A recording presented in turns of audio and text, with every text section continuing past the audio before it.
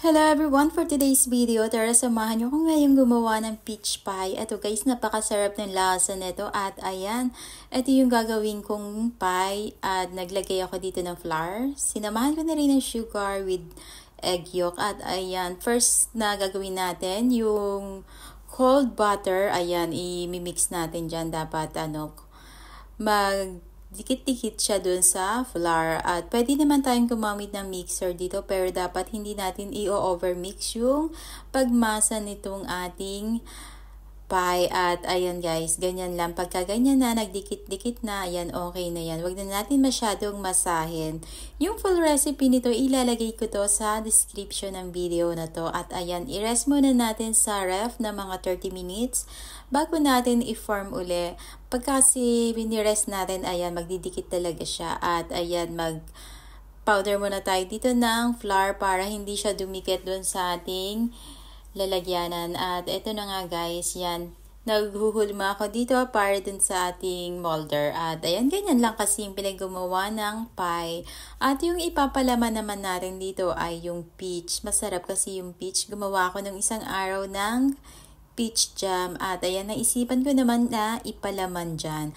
Ang sarap ng lasa at nagustuhan din ng aking alaga. Ayan, butas-butasin muna natin para maluto yung loob niya at okay naman yung jam natin, ready na yan, kaya madali nang maluto. Yun na lang pa yung ating lulutuin. Pag nag-golden brown naman yan, okay na. Huwag natin masyadong punuin dahil pag uminit yan at kumulo, aapaw yan o kaya yung pie natin magkakawang yan. Kaya dapat wag natin masyadong punuin yung peelings niyan. Ayan, ganyan lang kasimple yung paggawa ng peach pie. Ayan guys, madali lang to. Sa oven natin to lulutuin. Pwede naman din yung iba na niluluto to sa mantika, pina-fried nila. Pero mas okay itong ganito.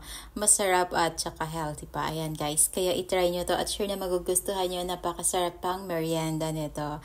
Ayan, ganyan. Butasan muna natin yung ibabaw pagka ganyan yung style para hindi siya umangat kasi iinit yung loob niya, kukulo at aangat yung ating pinakaibabaw. Ito nga pala yung pambrush ko dito. Ako dito ng 1 egg. Then sinamahan ko lang siya ng milk. Fresh milk yung ginamit ko dito. At ayan, ganyanin natin yung ibabaw para mag golden brown. Napakasarap talaga nito. At ayan, ganyan lang kadali gumawa ng peach pie.